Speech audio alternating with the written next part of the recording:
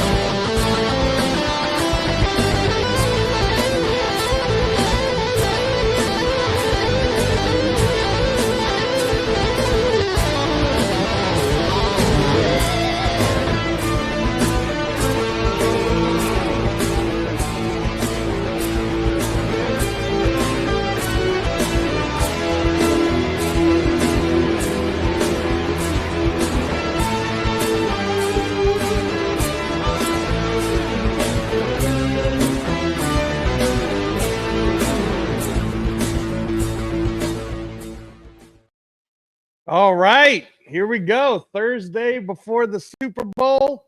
You guys know that I've been helping Captain Jack host the show. So one more time I'm doing it. And then Captain Jack will be back. We'll get to the chats in just a second. But a special edition for tonight. It's going to be the transplant show. And I couldn't do a transplant show without my man who is also recovering from his transplant. Gravy himself, Coach Gravy. Thank you for joining us. Thank you for joining us. Yes, sir. So for you guys who don't know, Coach Gravy right now, prayers for him. He is doing well in his liver transplant recovery. I'm in my liver transplant recovery 30 months right now. And of course, guys, I couldn't just do the show without promising you that Captain Jack will make at least an appearance. And here he is right there, ladies and gentlemen. Hi, Captain Jack. What's up, man? How you been? Here. He's busy in enemy territory still right now. I am so far out of wits. When I'm here for my part-time work, I for those that don't know, I work for the military at exercises, and it's a 12 hours on, 12 hours off every day. So it's basically wake up, shower, get a little bit to eat, go to work, eat while you're at work, finish job, go home, sleep, and do the same thing the next day. So there's not a lot of free time, not a lot of time of figuring out what the hell is going on. Although I have been a little bit of a mixing and matching of what's going on with the Raiders, but as you said, here in enemy territory, and I work with a shit ton of Kansas City Chiefs fans because I'm here in Fort Leavenworth, Kansas, and wow, it's hard to do. Although I saw it was an Instagram video today of a Chiefs fan that said that even she's over all of the fucking bullshit referee about them getting back. I couldn't believe it, unless it's a fake and it's not a Chiefs fan who's doing this, but she had on the the Chiefs shirt and all the other thing.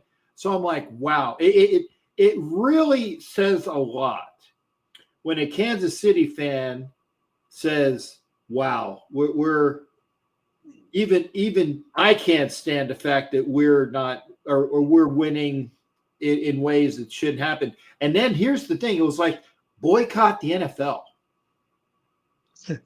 That was the channel or the person that was putting this out. NFL boycott. I heard that the tickets have been going down, Cap, and I'm going to start putting out some of the chats because they all want to say hi to you. So, but go ahead, Cap. I heard about you heard about that, right, Gravy? The prices are going down for the attendance. Well, what Captain said. How you doing, Cap? Good to see you again. Greg, always good, brother. You take care. Yeah. I'm glad that got brought out to light, because whatever, just put it as a simple fact. If that was happening to our quarterback, it wouldn't be there's no flag on that. But you know what I mean? But just for this guy, there's flag, and I'm glad it got brought up to note, and I'm glad it hit the wavelength so people can understand that, because not everybody watches our games. So now they know that, and then and it got out to the media, worldwide, and then I'm glad people see that, because the Philly fans are gonna have to be, hey, watch this guy, watch this guy. Hurts getting killed, and then Mahomes is getting this little, paddywhack treatment. That I don't think that's right, and especially in a Super Bowl, you got to be on your game. You can't be messing around with that. What about in the AFC Championship game, which ultimately the very last play that Buffalo had offensively, their last play offensively, when they almost got a completion on that fourth down, Allen was hit after he threw the pass. Should have been a roughing the passer call, but no, he's number 17, so he doesn't get the call. And again, and he's I hope it ain't this way. Me, go ahead, sir. I hope it's not this way, Cap, where they think that, because Allen's a tougher kid, he's running, he's banging with these linebackers and these cornerbacks. They're saying, well, it wasn't really that much damage. But poor Mahomes, he acts like a running back, and then he deliberately stops before he gets to the sideline, and this dude pushes him. That would have been a flag. Did you remember that, where he stopped right at the beginning? That's trying to get the flag. You know what I mean? So he has to know he gets special treatment, because he expected a flag after that happened. But that referee was in good mind, saying, "Nah, you're a running back. You can't stop like that." Or, he knows he gets his call. So evidently, it has to be a referee type deal. It has to be, we can't let this face of the NFL guy get hurt. You know what I mean? Or something like that. Well, and one other thing there, Gravy, if you don't mind, I saw, and again, I don't have a lot of free time, but I get a chance to watch some IG things going in as well. Chase Daniels, the quarterback, had a post where he pointed out, and this was obviously after now it's been 2 weeks. He pointed out that Allen was back to pass. He sees Bolton, the middle linebacker, who people are saying that we might get in free agency, which wouldn't be anybody we get in free agency that is of a higher stature in the Chiefs. Kind of like when Jerry Rice went here, and all the other people that went here, and Moss went here. All of the stuff that they got away with when they were on the other teams, and then when they're Raiders, they don't get the calls like that. Anyway, I'm sorry. This is me, man. I squirrel. I go off on a tangent. That's good. Good to hear you. But Chase Daniel was showing that Allen is pointing. He's pointing downfield with the defensive holding that's going. He's pointing at it. No call. Ridiculous. They're looking at what Mahomes is doing. They're looking at the ball. They're not looking at the players, and that's hard. That's hard not to do if you're a referee, but you have to. You have to watch your responsibility, and if you don't do that because you're all into the game, then mistakes happen just like that, or bad calls. But they're good at what they do. They're good at what they do, and I hope it doesn't affect this Super Bowl like it did. Well, the one good thing that Ref Guru, who I do the show with Liolator, last Wednesday was our last show because I was able to do it before I went to work here. He stated that the Torber, who is the white hat for this Super Bowl, and the officials, even though it's a mixed crew, he said that Torber himself is an official that isn't on the jock of the Chiefs. So hopefully with him leading the crew, that maybe it will be officiated somewhat evenly.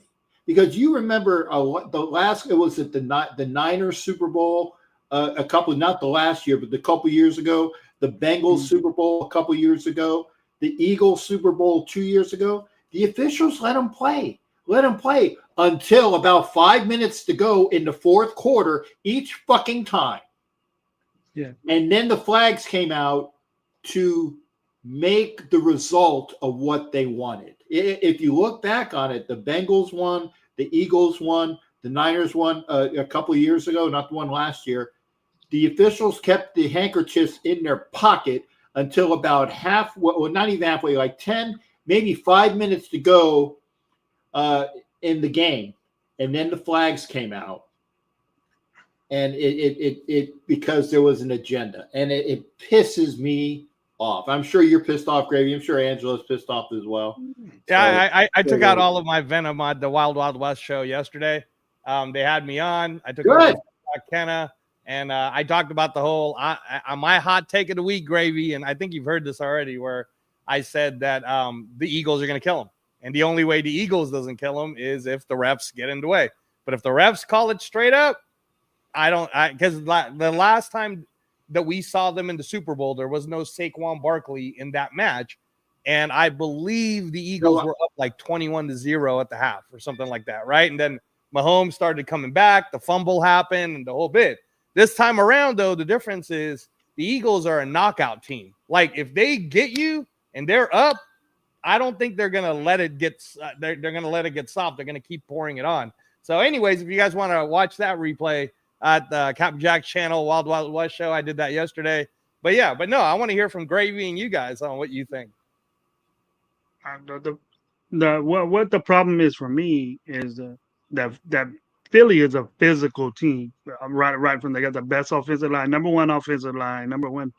Their offense is number one. Their defenses are all number one except for one category, and it doesn't even matter. But it's just yards per game. I think they're third or something like that. But that's up there. That's a top. They're the top defense that's out there, and then it mixes in good when they're playing the one of the best offenses. That all total around, running game, passing game, and to me, they have the best quarterback. So I whoever, if it's going to be a physical game, I think Kansas City could do that. Kansas City can put it on you too. You know, I'm not jocking them. I'm just telling you as for football knowledge that who is the better team, and I think that Kansas City is. Well, speaking of quarterbacks, Jeff is telling us, I thought it was going to be Brock Bowers, but apparently Jaden Daniels won the Rookie of the Year award. Wow. No, wow. There was no way that they were. It probably was tight. It probably was tight, but I think Brock Bowers got it. Yeah, I was going to say there was no way that they were not going to give it to Jaden Daniels based upon A, the position, and B, the fact that the whatever they call the Commanders, the Deadskins, the dudes from DC, whatever their name is. By the way, they're not going back. They are going to stay the Commanders. I think that sucks, but the fact that they went to the NFC Championship game, I don't know if all of the votes were before the playoffs. I think it was. I think it was like the regular season awards. But it's so great. I think Brock Bowers had a good chance of winning it, but because Daniels is a quarterback and he gets the snap basically half the time there's a game, he's getting the snaps and he's making his plays count. It sucked because Brock Bowers got all of those records as the leading tight end of that. I saw a little bit of the skills competition the other day, and I saw Bowers, tearing it up on the flag football. So it was good to see that the Raiders were actually represented.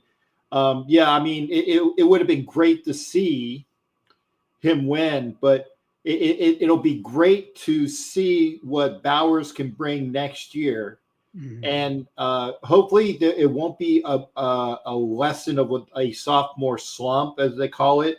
And if anybody's going to have a sophomore slump, maybe it can be our boy Nix, or maybe, some of those people that we want to have sophomore slumps.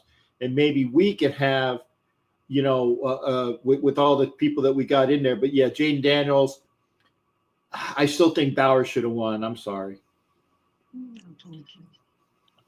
Yeah, Chip Kelly will get him the ball. Chip Kelly will get him the ball, Cat. I know that for a fact. He sees a guy like that, he's going to do something with him. He's not just going to let him be a decoy or anything like that. Because we don't really have anybody at his skill level on offense at all. Not even Jacoby's even at his athleticism at all. Nobody's as athletic as Brock Bowers on our team. So he's gonna realize that, and he probably knows it. And he'll say, hey, I got to get this dude the ball no matter what defensive coordinators double team him or whatever. It's hard to double team a tight end. It's hard to do that either way in football. So you're concentrating on that big guy when he can just block and he got two guys watching him, and then somebody's open out in the back. So it's gonna be I'm excited. I'm excited what Chip Kelly does this offense. Yeah, no, and Cap, we haven't heard what you've thought of that because you've been gone this whole time. So I was just going to talk to the group today about all the different coaching hires, because we have now Chip Kelly, Brennan Carroll got added. We have our running back coach from Notre Dame. We hired the defensive coordinator that was with the Saints to assist Patrick Graham. So we're clearly adding to the defense. And we have our O-line coach and Brennan Carroll from the Washington Huskies, who's working with his dad. There was another hire that I'm missing too. A guy named Beatty. Is that the guy you were? Because I just read that. Yeah, I think so. Yeah, and then we also got an executive, the senior vice president of operations for the Denver Broncos, that's been there since 2009. He's partnering up with his buddy John Spytek. So. Yep. I was just telling everybody at the Wild Wild West show, Gravy, that these are all moves to get information from everybody, basically. Like, hey, man, Denver guy, come on in, give us your info. And, we're trying to stack it up. So I've been pretty happy about the coaching. But what do you guys think? Go ahead, Cap. We haven't heard your thoughts on the coaching yet. Well, I agree with you on it's nice to get information from other people. That is one thing. But honestly, that's the very bottom. If the guy can't perform, any information that guy gives you is only as good as what he knew at the time he did it, and it's already out the door. Anything that the guys from the Broncos came in. Remember, that guy's been there since Josh McDaniels was their head coach. He goes back with Spytek, so the fact that he has that relationship with Spytek, that's why he got hired, and he did well in his job with the Broncos. That's why he was brought in. The fact that Chip Kelly, who is a shitty head coach, and everybody and their grandmother can agree with that, he's not the nicest person for the players, per the players that used to deal with him, but he's not here to be the head coach. He's here to be an offensive coordinator, a guru that can open up the offense, and he's done that at especially at Ohio State, especially when he was over there in Oregon. All of those people there, his job is to open up the offense. He's going to be the head coach of the offense, and that's it. Pardon me. So in that respect, that's fine, as long as he does what his job entails. Carroll's kid, from all I've seen and heard, is a fantastic coach in his own right, coming in as an offensive guy, which is unique because his dad is the defensive guru. He's going to be the offensive line coach. I have no problem with that. If the guy has the credentials and can do the job, I don't care what his name is. I don't care. Like I said, people that say like, well, Shanahan was hired and McVay was hired. They were hired off their name. Yes, but they better know how to do the effing job. And Carroll, from what I understand, the coach, Carroll's son, can do the job. I'm glad that Chip Kelly is there to run the offense. I've liked the fact that they brought. I'll predicate this on one thing. Carroll said to Graham, "Come back as my defensive coordinator." We could have gotten somebody else, but I have a feeling that it was Crosby and the boys in the clubhouse that said, "Okay, do you want Patrick Graham back?" And I'm sure that the guys that are going to be under contract told Pete Carroll, "Yeah, we want to play for Coach Graham because we had the opportunity to go get somebody if we wanted to." Now, remember, the last time the players were given an opinion of who they wanted to coach didn't really go out so very well when you have AP brought in last year and, it flamed out. But the defense as a whole plays well. I don't know what the final numbers were, but I would say that they're at least a top 10 defense, and they can only get better with pieces, which is good. They better learn how to play friggin' man-to-man when their zone breaks down. That's one thing that needs to be taught, and we've gone over that as well. When their zone coverage is good, great, it's fantastic. But after about 2 or 3 seconds, when the zone breaks down, and you have people like friggin' Travis Kelce in the middle of the fucking field with nobody in sight, there's nobody in the camera view. Learn how to break off zone and go to man-to-man, and that needs to be taught. But I'm glad that Rob Leonard's back. And I'm very happy with the way the coaching staff is. I said last year when AP was brought in, and I had a flame out with the San Diego Charger gentleman on Wild Wild West. He wasn't there, by the way, yesterday. Yeah, I know. He hasn't been there for a while. DZ's been there. And in fact, they asked me, Jack was like, "Hey, come on the show." I'm like, "Dude, I'm going to work. Okay, there's no way I can do the show tonight. I'm going to be at work." I'm glad, and I applaud you, sir. I'm very glad that the Raiders were represented there. But the kid that was talking his Charger bullshit was like, "Well, we're so much better, Jim Harbaugh." And I says, it's not about per se the head coach. It's about his staff, which is true. Didn't work that way this year. All the folks that we had on staff really didn't help out AP, and he got the record that he did, and the Raiders fired him. And I'm sorry, he had a year and a half, and he didn't perform for him. I feel more sorrow for Jared Mayo of the Patriots. He only had 1 year and got his ass fired. At least AP was there for a year and a half, and that you saw what the results were. So it's about the staff. I'm hoping that the guys that we got, there's a lot of building of, we're going to do it this year. It's the enthusiasm. It's the off-season enthusiasm. But I like what I see and hear so far. Hey, Gravy, how about you? And what are your thoughts on Patrick Surtain winning the Defensive Player of the Year? Jeff's watching it right now, so he's keeping us updated. Patrick Surtain, damn sure deserves it. He's one of the best, if not the best, corner in the game right now. We embarrass him, but we had a certain guy on our team. But I want to branch off something that Captain said, and I'm glad he said this. And then this is one thing that you probably heard me say, Angelo, is that I had a problem with Patrick Graham being back because of what exactly Captain Jack said. It was Captain can vouch for this. How many times on 3rd and long, 3rd and short was a guaranteed first down to a tight end right in the middle of the field, or anybody right in the middle of the field, and there's nobody around him. It's like Patrick Graham, just if we played Kansas City, it'll be like Patrick Graham says, "Okay, we're not going to cover the superstar this time. They're going to get us by something else," and just leave Kelce right there, middle of the field. How many times has that happened in the 3 years, or it's going to be the 4th year for Patrick Graham, but the 3 years that Patrick Graham has been there, it happens every single time. Are we confident? Are we confident with Patrick Graham still being there, Captain Jack and Angelo, that we are we know that our defense is going to stop somebody on third down. I am never been confident in that in years, except when Gus Bradley was there. That's the last time that I've said, oh, third down, we got it. He's gonna blitz. He's gonna do something. Third and 25. How many games was it? Third and 20, third and 19, third and 18. You knew we got to get this stop. We got to get this stop. First down. And in red zone, I had a problem with it. I looked it up.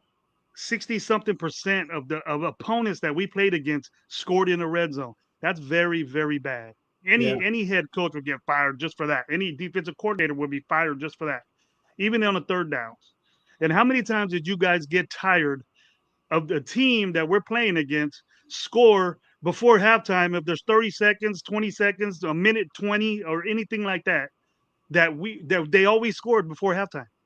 We would have the lead. We'll give them back the ball. We would score. We wouldn't waste time on the clock, and then they would get the ball. Or we need circumstance it is, and then drive down the field, and then score before halftime, and then we lose the lead, and they get the ball and extend the lead on us, and it's hard for us to catch up because we ain't got no freaking offense. You know, that was the scenario. That was the season that we seen from the Las Vegas Raiders last year, and then that's why, you know, everybody says the offense. We knew the offense was going to go 3 and out. We didn't think the defense was going to let them not get 3 and outs. You have to do that too. You know what I mean? You have to do that too.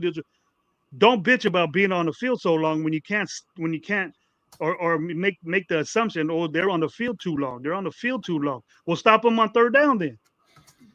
Put a package together. Put these guys in good situations where you could stop them on third down. On third and 19, third and 20, shit, it should be a given, you know? But no, the Las Vegas Raiders are the 30th team, 31st about down there on third down efficiency. Now, you got to look at those categories and say, hey, who is it? Is it the players that they're not executing it? But if it happens over and over and over and over, I can't tell you how many times. You guys can vouch for it. Oh, yeah. I just got tired of it. I expected it almost every game to happen, and it happened all the time. That's why we lose games. And we can't stop the run. We can't stop the run. If you can't stop the run, you ain't winning no game. So that's what I question. The scheme could be the players. It's not injuries to me because I coach football. Next man up, let's go. You know, if it's a drastic guy, you know, a superstar status type guy, and you got to usually have 1 or 2 of those on your team. We only got 1. So he played hurt. He couldn't do it anymore, and then his productivity dropped anyways. So we won games without him. So to me, is it scheme, or is it the want to, or you got your guys in check? You know, I don't know, but I don't think we need to sign everybody that we have on defense, that because most of them are defensive players. We don't need to sign everybody that we're in love with. You know, everybody's in love with number 5, and I don't think he belongs there. And or the other linebacker, I think the only dude we should even give thought is keeping is Spillane. And maybe some of the young guys, you know, the younger guys got to be.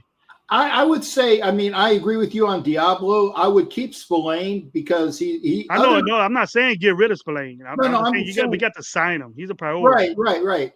There are 3 guys that I want to see sign more than anybody else that are our defensive guys, and it's Merrick, it's Spillane, and it's the kid in the middle. I think it's. I can't remember his name. The defensive tackle. Adam Butler. Who? Butler. Adam Butler. Right. Those are the 3 guys that I think deserve contracts more than anybody else. Mm-hmm. And if Diablo, I don't even need to say thank you there, Alfredo and Gravy. I think that Diablo, hey, nice kid. But again, he's a project safety that we plugged in at linebacker that isn't working. Okay. Yeah. Spillane is a linebacker that actually worked. Merrick is a safety that definitely is work well. I wouldn't even say that we need to sign Epps because he's long in the tooth, and Polamalu came out, even though he's a restricted free agent. he played all of those snaps and showed what he can do. So he definitely is somebody that I want to see come back. And I don't know of any other prominent free agents. Like I said, most of them are on the defense. I know there's Kuntz, and Kuntz would be nice as long as the contract isn't too much. But honestly, I'd rather sign K'Lavon Chaisson, who showed what he was worth when he was signed during the season when Kuntz got hurt. Hobbs. I would definitely do Hobbs, but I wouldn't overpay for Hobbs. And I know that sounds sacrilege. I would do Hobbs, but wouldn't overpay for Hobbs. Right. Right. Well, Cap, real quick, just I'll just sum it in a small thing what I talked about yesterday at the Wild Wild West show. We are here on the Captain Jack Rackham podcast right now, and we're talking about the staffing and the defense is kind of the subject right now. What I said was I think that the Patrick Graham and the Robbie Leonard re-signing was more of a show from Tom Brady and Silver Lake and that group to basically show everyone, look, we're not turning it all over. Like, we're going to give you some consistency. So it's not necessarily even the players that they want or they're not. The second thing is we're going into a market where we're going to have 112 million in cap space. So I said yesterday, it's important to remember that there's going to be players like Spillane, Nate Hobbs, Morig, like all these different players, Chaisson even, let's say, right? Kuntz. And they're going to get these offers from all these other teams. And I think what Spytek's going to be able to do is sit them down and say, look, you can take that offer, which is a little bit bigger. It's not a lot bigger than what we're offering you. Or you can take the offer we're giving you and you get to keep the consistency that you want. You get to have the same coaches that made you happy and it's going to make you even more successful. And then you can make even more money on the next contract. So I think a lot of those guys who want to take the hometown discount are going to end up taking a 2-3 year hometown discount type deal to try to play for another better contract to become stars. In the meantime, I don't know if Chaisson will be good or not outside of the Raiders. I know that Robbie Leonard made him better. So if I was Chaisson, I wouldn't want to leave that coaching, right? And then same thing with Kuntz. Like, what's Kuntz going to do? Get paid more money somewhere and then maybe be a bust over there, or play out a good hometown contract again? And the key thing is, I think the biggest signing we're going to have before all of those is Max Crosby will reset the market to be the highest paid edge player. And he's going to get paid more than Miles. He's going to completely reset it. And that's going to make everyone basically say, it's kind of like saying, hey, do you want to play with Kobe Bryant? Okay, great. Then you can play with us. Right. And that's going to be the big one. But I'm also going to bring in a fourth, and that is our guy, Raider Nation Jason. Thanks for joining us in. We got Severe on the chat room who said the Raiders were 15th in total defense and tied for 17th in third down defense, and that's with us missing Max, Wilkins, Kuntz, and Jacorian for a lot of the year. So those are the facts. Boo-hoo. You still got to stop them. You still got to stop them no matter who's out there. That's just a fact. You're making excuses for this dude. Quit doing that. And on that note, Angelo, I disagree with you. You can't tell a player take a hometown discount. Ain't no player gonna do that, bro. They're gonna go get their money, and then that's the way the league is now. You know, I know players that play in the NFL, and then they say, "Hey, I'm investing my body to get paid and to get taken care of for the rest of my life and my kids' life," and then they're gonna go get the guarantee. Hometown discount for what? Why should I do you a favor? When I get injured, you just say that I suck. You know what I mean? Or making big excuses for me. But the thing is though, if we could pay them properly, I'm not saying that Morig and all these guys ain't worth it. There's better guys out there that we can get with this money that are better than Morig. But Morig's young. I like Morig. Hobbs, he's not dependable to be on the field. You know, he's hurt every year. Yes, he's good at the slot, but we got Palomar to play the slot. So, and then I like Epps, Captain Jack. I think Epps was the leader of that secondary before he got hurt. And and then even the year before. And I like Epps. Epps is an asset to this team, and I would keep Jack Jones too. Oh, he's under contract. I asked about him. Yeah. He's under contract. Oh, Epps is I he? like as Yeah. well, but if you're going to have the opportunity to pay Polamalu, who's younger and showed what he can do, or Epps, who's on the wrong side of 30, Mhm. that's why my money's going to go towards the kid.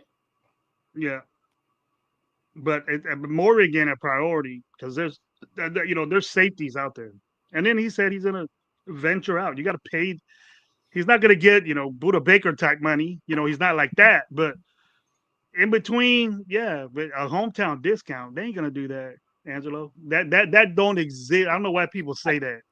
I just think I think my narrative. Give me a hometown discount to do bust your ass for cheaper just because you're in Las Vegas. Hey, who's gonna do that? To counter that. Well, I mean, not counter it, but Gravy, you're right. But it's kind of in the middle because it's like for us on the Raiders, they're starters. You know what I mean? So if they go to someone else, they're not going to be, you know what I mean? They'll probably be depth players, but that's why, I get you with the hometown discount, but it's kind of like, okay, I'm a starter, you know what I mean? Like it might not be the best starter, but I'm a starter. But if they think they're starters. Exactly. In mind. And if they go to another team, it's going to be like, okay, yeah, you guys, we already got our starters over here, but if you guys could just, come in and, so that would be probably the only decision. Do I want to be a starter on the Raiders, or do I want to go to, say, Philly and be a, fourth or fifth DB? You know what I mean? Mm-hmm. Maybe not fifth. And I don't know if we got guys that work out like that. I don't know if we got monsters that are in the weight room like that, or that play like that, because it's very inconsistent. Yeah. The play is very inconsistent. You know what I mean? Merrick took like 3 years to kind of come into where he's finally on time. He was just a second round pick, and a second round pick. He should have started that his second year. He should have been. We wanted to get rid of him last year. We said we don't need Morey. I could count on one hand how many picks he has. He's not good at that. I was gonna say safeties, maybe three at the most. Probably safeties. I'd have to say three at the most. I think the way that people are playing zone now, safety's going to get a grip of peeps. They should. I think the point I was making more so though is it's not like when I say hometown discount, these guys are going to get something way less. And just like Matt Marinovich pointed out, one of the advantages we have is that the state no taxes, right? Okay. So let's say Chason, who finally had a good year because of Robbie Leonard, because of the system we were giving him, because he was playing alongside a Max Crosby, right? And it started to show what his capabilities are. He can go leave and get paid a little more money, or he can stay for a 3-year hometown discount where he's still going to get paid a good amount. And now he gets to really ball out because, like I disagree with Chris. My point with this is what I'm saying is I don't necessarily think that the teams that had Vince Carter was surrounding Vince Carter versus Kobe. Shaq left. They built a team around Kobe. They got everybody to work with Kobe. And I think that that's what's happening with our defense. They're going to get a bunch of players to either come back or supplement Max Crosby, which is why I keep saying I don't necessarily think we're going to get a quarterback in the first round. But go ahead, Jake. No, I don't want a quarterback in the first round. No. Unless, I'm going to quantify that by one. I do not want a quarterback in the first round unless, and here's my unless, Jackson Dart just volleys up the chart, and it is just what everybody says that I think he can be. If he volleys up the chart so that he is considered a top 10 pick, and now is the guy that I've been shooting for, will get Jackson Dart in the second round, okay? I still think that, but if Jackson Dart is that guy, maybe if you don't want to waste a pick and you're that sure, but make sure you are that sure, you can get him with your 6th pick. But I still say pick that tall receiver, or pick that huge edge rusher, or pick that, the other guy that everybody's talking about, like Carter or McMillan or the cornerback from Michigan, those guys, I'd take that at number 6, and I would trade back into the first round with somebody to get Jackson Dart. You're going to have to move some collateral for that. But again, that dude's a first round pick, Jack. He's not a first round pick to me. Well, Grady, if that's your opinion, and again, I still think that he's a second round pick, but if he catapults, because remember, he did the Senior Bowl, and I heard that he just balled out in the Senior Bowl. Okay, I didn't get a chance to see it. Then you have the Combine, and then you have his Pro Day, and people elevate. So if he keeps rolling up, okay, I still think that I would trade up into the first round to get him. Maybe not at 6, but I would still use that collateral, because I was thinking he would be there for our second round pick. But if you don't, Chris, I'm not saying if you want him that bad, yeah, I don't want him at 6. But if you want him in the first round, you might have to blow your wad on number 6. I don't want him at that. I'd like him at like maybe 15 to 20 if he climbs that high. But you still have to have somebody to trade with you. I still say number 6, you get the kid that the edge rusher or the cornerback or the wide receiver everybody's talking about. I know McMillan's one guy, Carter's the other guy, and that there's a big body as well that I'm not that I can't remember. Tune in for the draft show, folks. I'm sure that Angelo and maybe Chris will be a part of it, and Jason Dean. They will do that for you. Severe, you're welcome too. This is what I do for the draft show. I say, yep, that sounds good, and I just say, go get them, guys, because I don't do that much film taking, but I still say at Jackson Dart, if he's that guy, you might want to pick him in a number 2 first round pick, just like the Ravens did with Lamar Jackson. And it worked out well for them, other than the fact that the kid hasn't gone to a Super Bowl, but he's been an MVP, twice? Well, Cap, this is a question for the panel, but Ken is asking, what about Cousins for a 1.8? And Edward Winchell is asking, do you think it's going to be a veteran quarterback, or are we riding with a new QB? And I'm still in the thought of that Aiden O'Connell isn't trash, guys. Like he's a good enough bridge. You know what I'm saying? Yeah. But go ahead. He doesn't fit Chip Kelly what he wants to do. Yeah, Chip Kelly can make him be Chip something. Kelly had Will Howard. Come on. What? Come on. Will Howard is a 10-time better athlete than Aiden O'Connell. I'll tell you that. But Aiden O'Connell is the worst athletic quarterback ever. Hey, Tom Brady sucked as an athlete, and he did pretty well in the right. Tom Brady's a better athlete right now than Aiden O'Connell.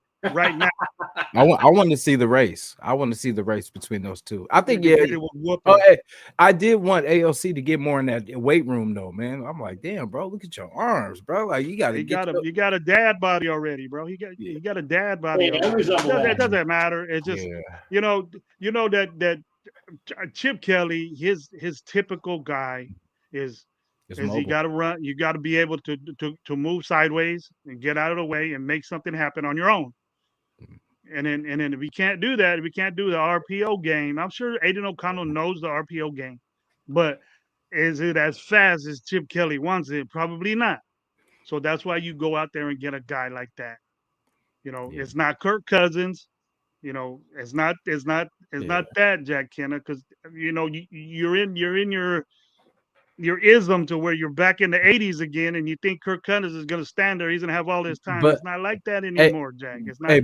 But for that price though, like they were saying though, because we learned from the Russell situation. Even Russell took the Steelers to the. What I mean? They want to pay Kirk Cousins. They want to pay Kirk Cousins that massive contract that he got. Then no. It's only it's just like Russell from last year. Yeah, it's only 1.8. Just because he's cheap, I don't want Kirk Cousins anyway. I want an athletic quarterback that gets me first downs. That's what I want. I mean, are you going to say that he's not better than AOC? Kirk Cousins is not better than AOC. And We're trying that's all we're considering. We're trying Who's to not better? We're trying to Who's upgrade not any- better than AOC, bro? Who's I mean, not? I'll take. I the- swear for- I am for not the a better price- quarterback. I would take than Aiden anybody. O'Connell. I would And take it's AOC anybody over. Well, I mean, damn it, AOC but- is that skinny bitch in New York. Yeah. Get that 'Cause, I mean, right. the reality of the situation is a rookie is not going to start. So like we could just Why throw not? that out. Why not? You That's got rookie starting to everybody else, bro. Yeah, You but got we rookie are- starting for yeah. everybody else and shining. And Tom why can't Brady, it happen to us? Tom Brady Why can't it already happen to us? said. Tom Brady already said he's not. He doesn't like how these teams start these rookies. They should sit for at least a year. So I mean, the smart thing, if we want to win now, is to get a free agent, and that's what they're going to do. You know, they're not going to. Kirk Cousins, bro. We're win Not now. Kirk Cousins. Who do you think We'll it's gonna be, win now. Jason? Then go get Justin Fields and bring him in there to run that offense the That's right way what instead of said the slow same. ass Kirk Cousins I said the throwing same bombs thing. every time and make said Jack Kenna happy because Justin we're back in the Fields- 80s again. Justin Fields or Russ would have been our best fit. Even Russell. Yeah, Even like Russell. that- I'll take that. yeah. I hope Fields because he's younger. You know what I mean? Like I know I trust Russell's arm, but I trust a Fields' legs. You know what I'm Hey, saying? Jason, I want to can't- get your thought on this because there's this word that because Chip Kelly's with us now that Marcus Mariota might be coming back. So what do you Nah, think bro. about That's that? out. We don't need Marcus Nah, Mariota. We He's don't not, need Marcus he's not Mariota. coming. No, that's that hype to get us grabbing it. That's We cliche. paid him You know what I'm $11 saying? million Like, a year 3-4 years ago to do nothing. Why are we Yeah. gonna pay him again to do nothing? All that money. yeah. I mean, someone even said the same thing like Daniel Jones. Like he's the same thing because that he got bought out for the or whatever cut for the contract, so his will be cheap too. You know what I mean? I don't like it, but I mean he would fit that scheme if you look at his, you know what I'm saying? He What can he do used it. to He do. can do it, but he just got so. You got to give confidence to that guy. That guy lost his confidence where he was at, and Yeah, they suck. maybe anyway. somewhere different. You know, Yeah. but I'm sure he wants. He said he wanted to play for somebody good, and he went to. Didn't he go to? Oh, did he land already? I thought he was landed still in in- Hey, Minnesota or Gravy, something. do you think that Aiden O'Connell is as athletic as Nick Foles? Because that's who Chip Kelly had. I'll take Nick Foles. I'll take. So Nick Foles. remember, you. I'm pretty sure- You got to say Yeah. 7 touchdown, Nick Foles. I Yeah. don't even have Nick Foles. Hey, It's an embarrassment of Nick our- Foles his- comes to our his- team. His first game against us, of course. 7 touchdowns. We lost to every sorry ass quarterback, bro. I can't imagine that. We lost to every sorry ass quarterback. What was that one? That Bears one? The one from the Bears, the one from the Giants, Yeah. The one Hey, from who whoever was, it was. Bro. who was the one? Mullins, the Raider killer. Oh, yeah, the kid from the And then- 49ers on a Monday night game whooped our ass as a rookie. Sad. And then Dalton. Yeah. Dalton's a Raider killer too. How many Raider killers do we have out there? Dude, Dalton just schooled our ass right after we beat Baltimore. That was embarrassing. That's when I knew AP was done right there. Yeah. That's when I knew. Yeah.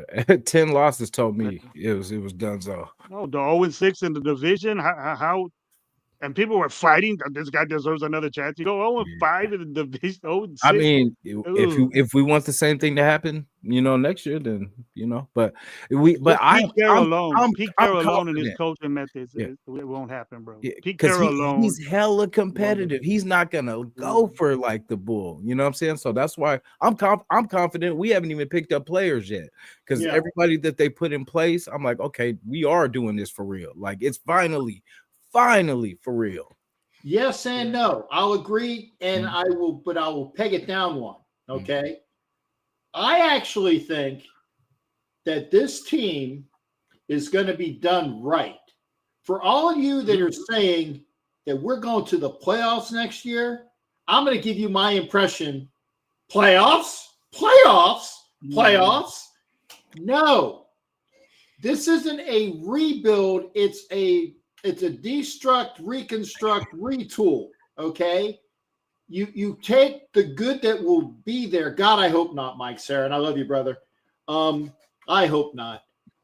You take what is available, what the good bones of the house is. And I don't watch those housing shows, but you have the frame, the shit that works in your house, you keep, you gut everything else, and you build up around it so that you have a great grand structure.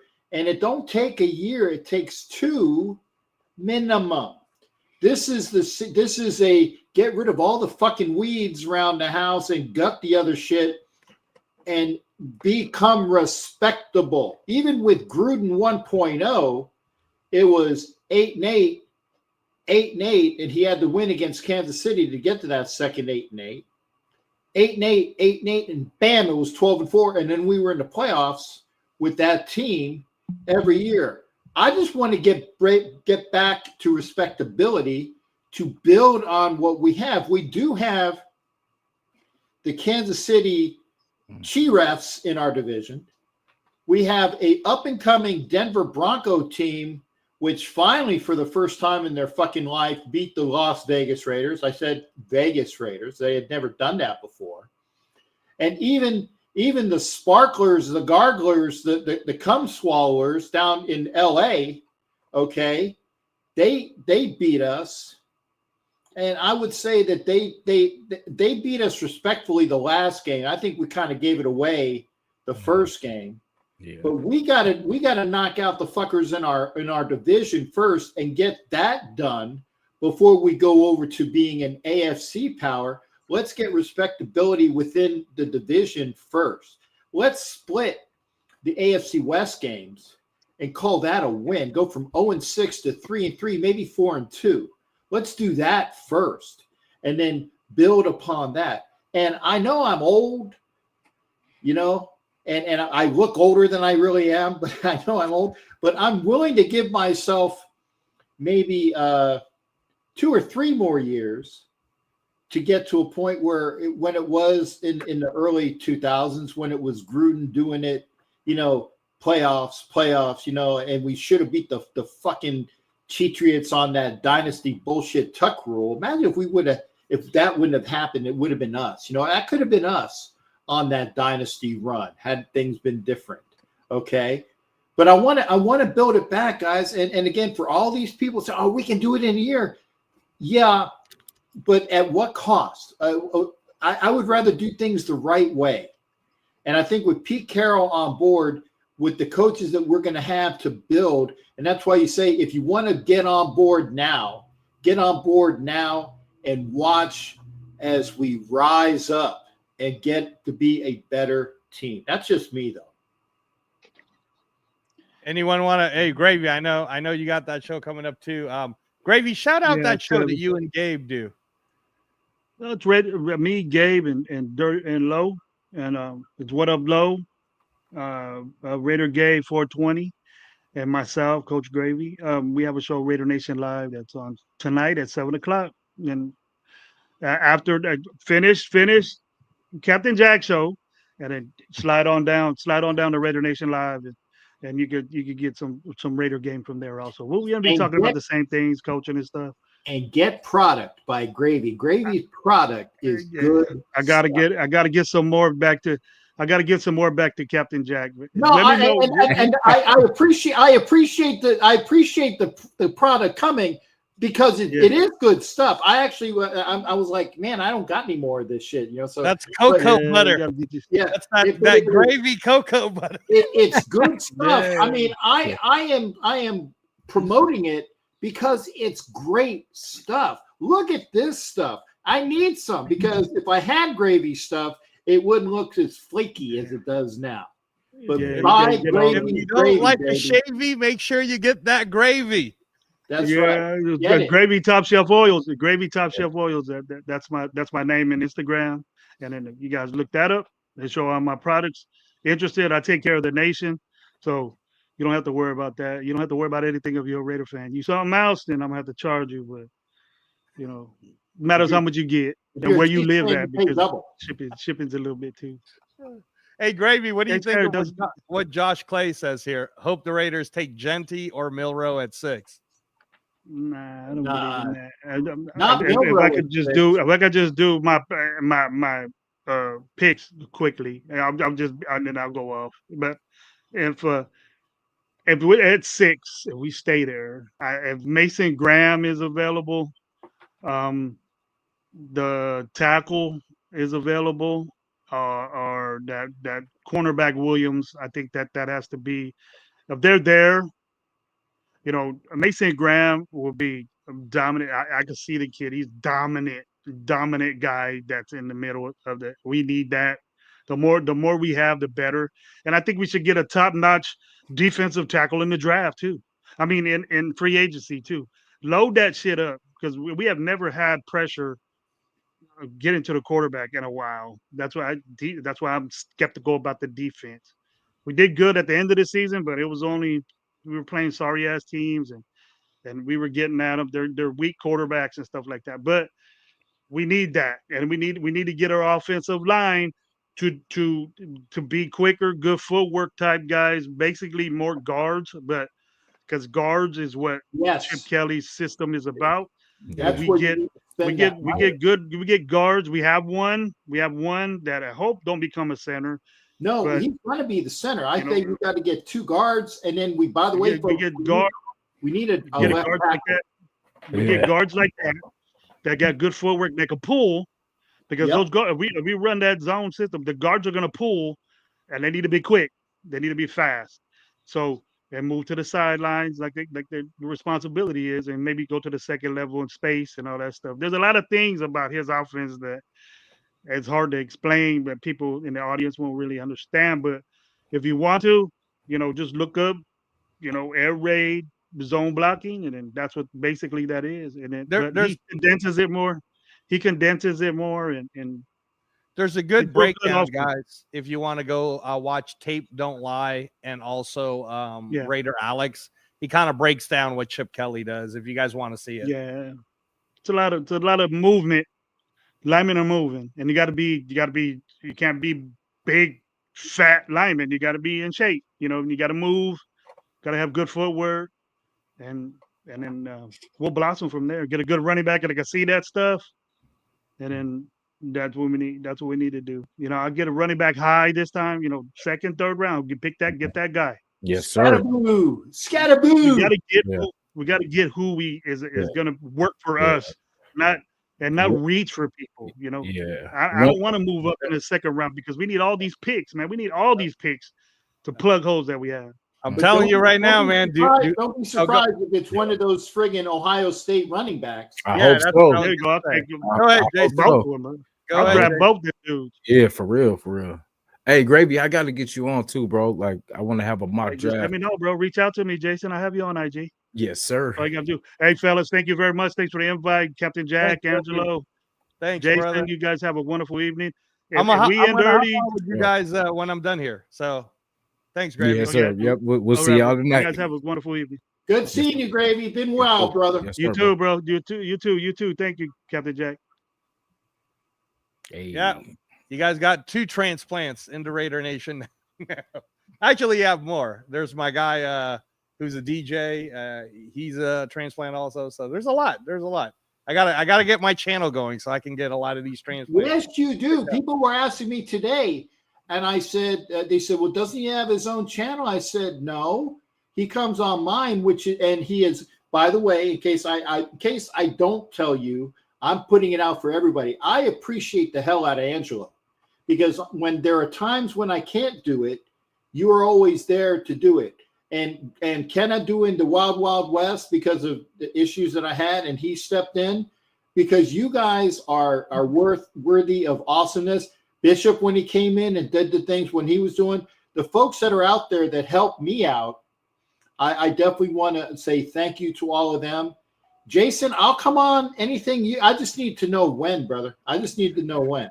Yes, sir. I have school and then work, so my schedule's been a little different, but I'm almost done with school, so I'll be a lot more freer. But you know, you always welcome. You know that.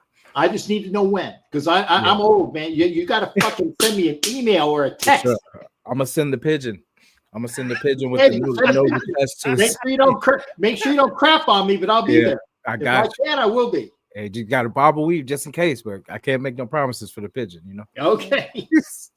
No, but Jason, you did make a good point though, like what about how it's very possible because of Chip Kelly, we could end up in that third round if Henderson and Judkins ends up there. They might go back to back. We have that double up. That's what I'm saying. Yeah. We could take care of a lot, because me personally, I want us to get more explosive.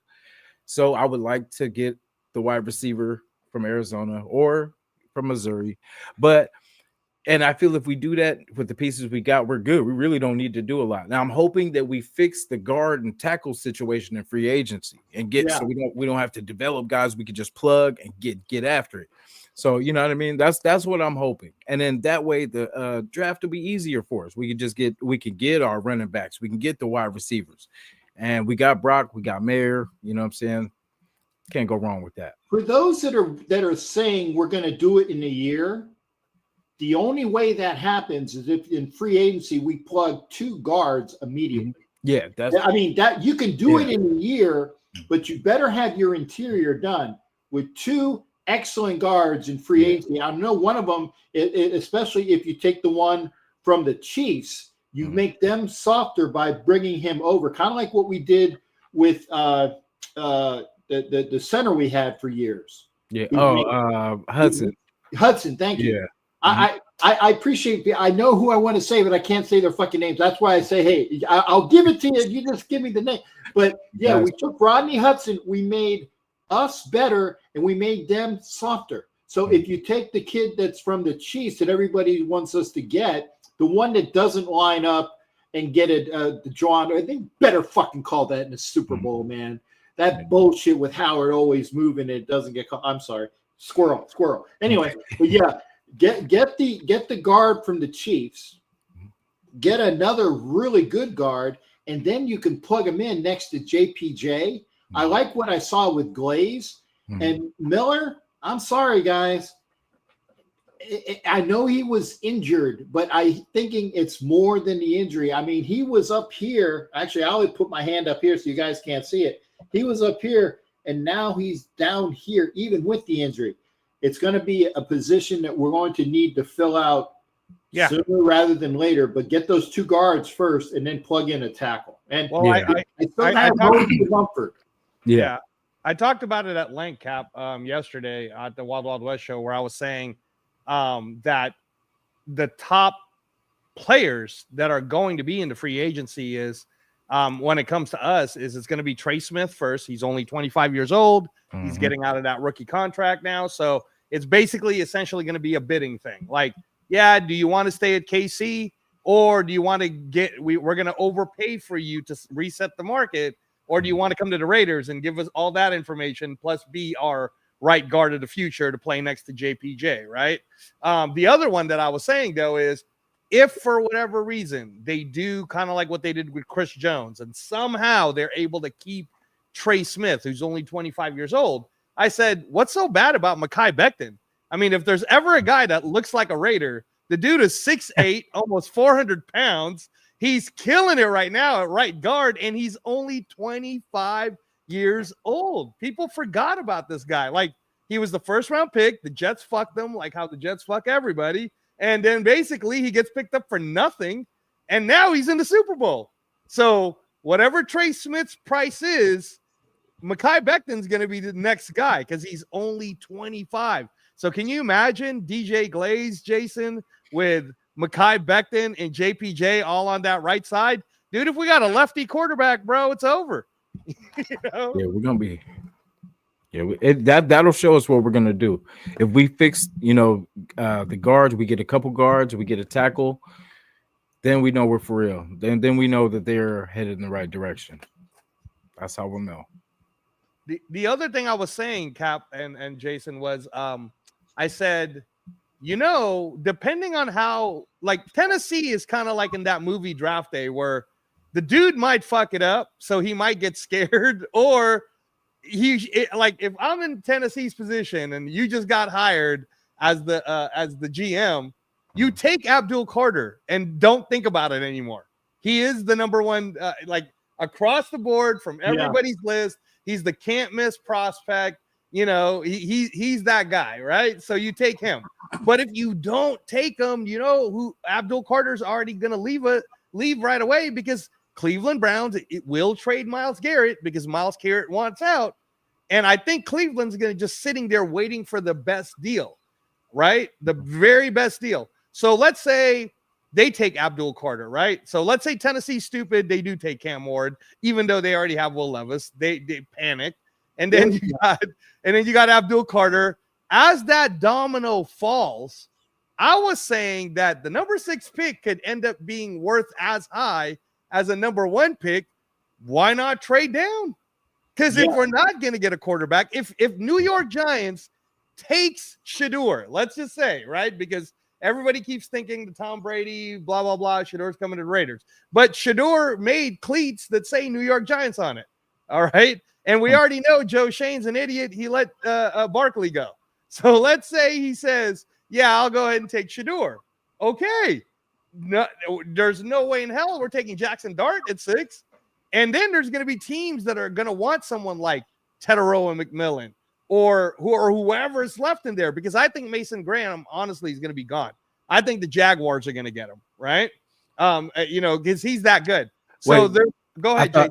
Well, I thought they said, Travis Hunter. Or Travis Hunter. Yeah, Travis Hunter, right? One of the two. But I don't think Mason Graham's staying too long, man. Especially with Mike Vrabel there sitting at that 5th pick, I think, or 4th, right?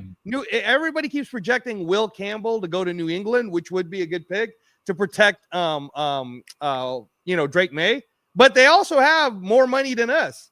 So New England could sit there and outbid us to get Trey Smith or whoever, or Mekhi Becton, right? So all I'm saying is when we get to 6, that my theory is, let's say we get to 6, depending on how it falls, and Cleveland just picked up Abdul Carter. So now they're kind of like, damn, we didn't quite get the market price we wanted for Myles Garrett.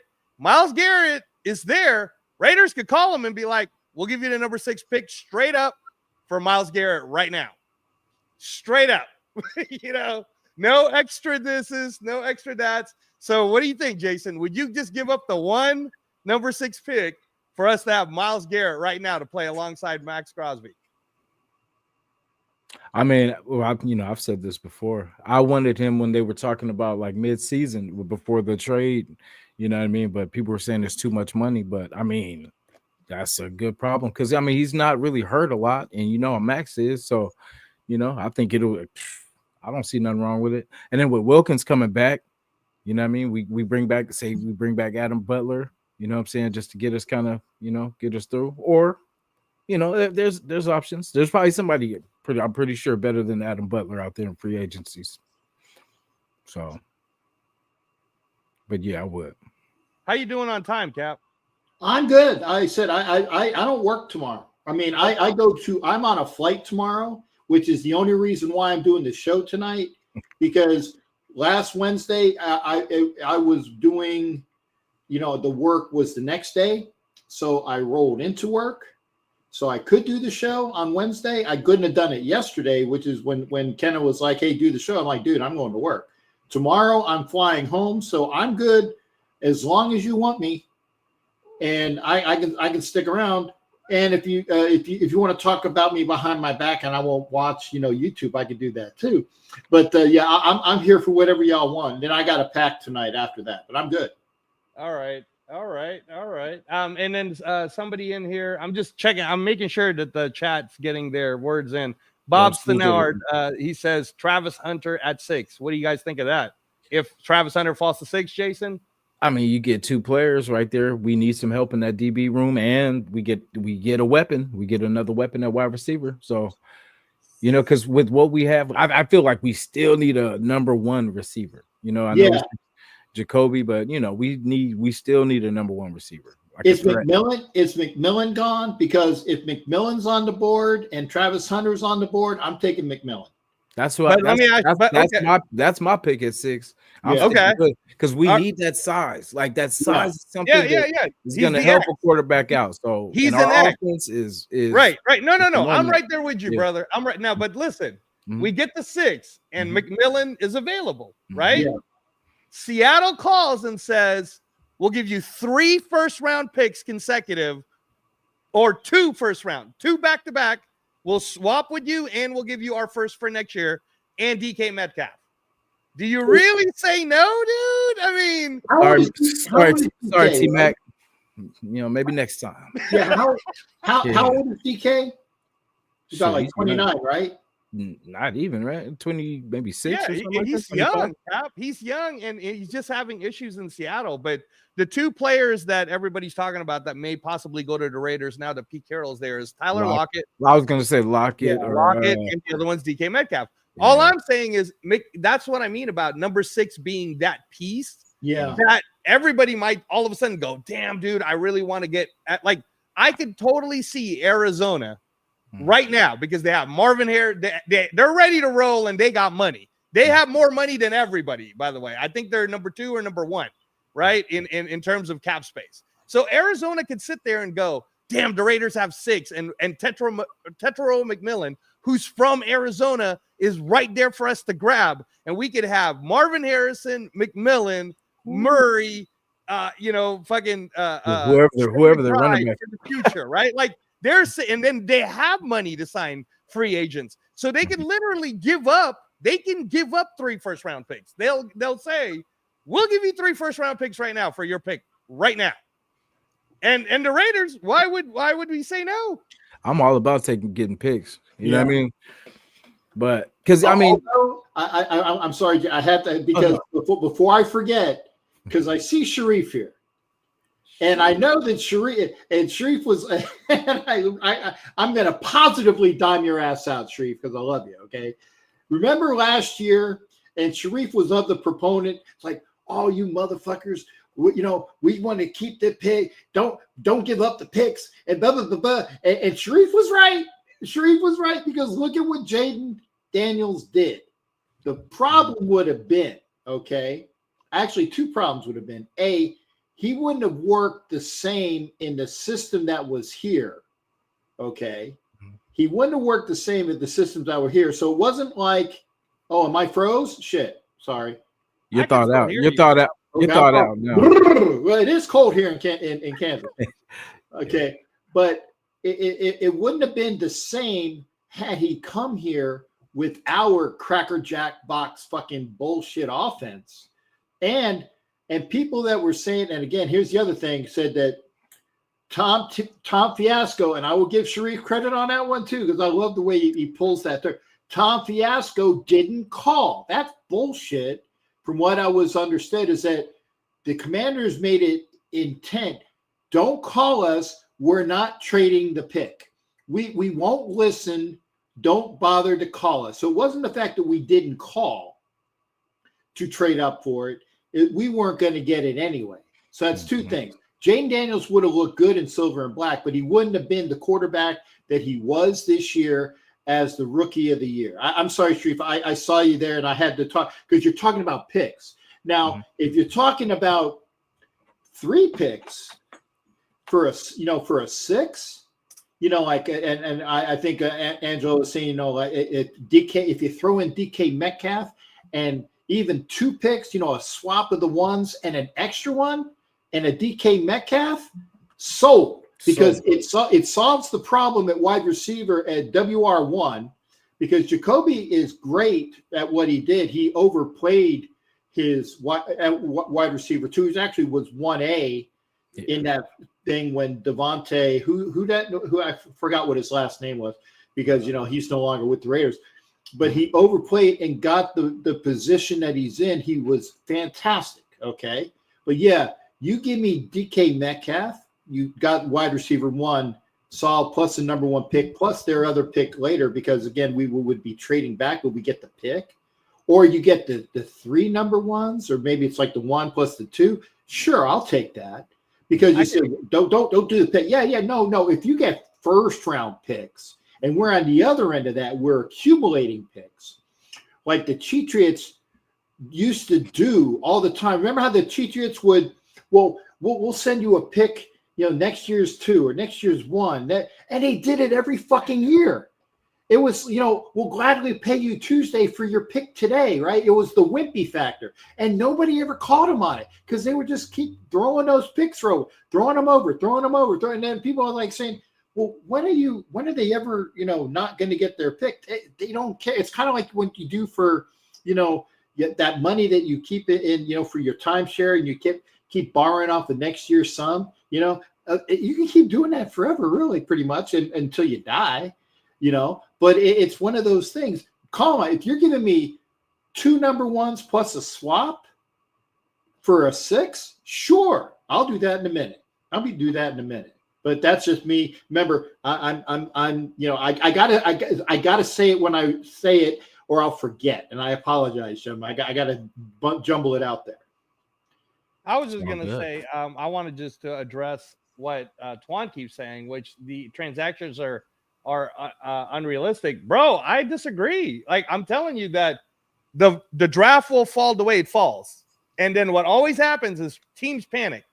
And if you have a generational type player, let's say in their eyes, of a Tetro and McMillan, the Raiders will take them. I'll be right back. Take them anyways, the same way they took Brock Bowers. They're not gonna. But if you call them and you say, "Hey, I'm Seattle, and I'm good." How about this, Jason? How about the Seattle calls and they go, "We'll swap you the first this year. We'll give you our second.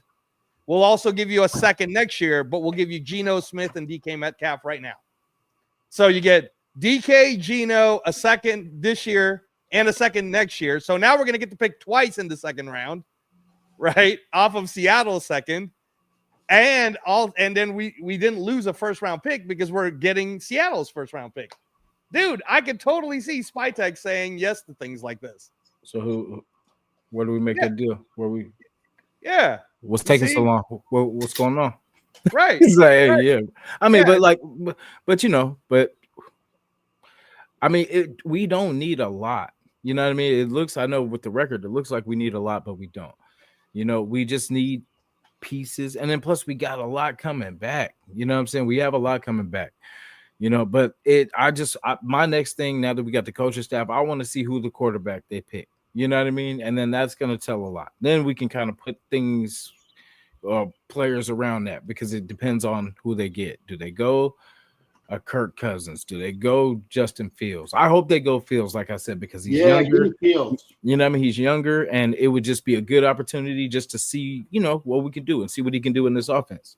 But everything else is kind of a little bit sketchy. Even with Justin Fields, there's a possibility that it won't work out. But I mean, at least we have a young option. We don't have to keep, and then I would take the cheap option with Kirk Cousins as the backup. You know what I mean? Because I mean, it would be an upgrade over AOC, and then we could slide AOC to third quarterback. I'm okay with that.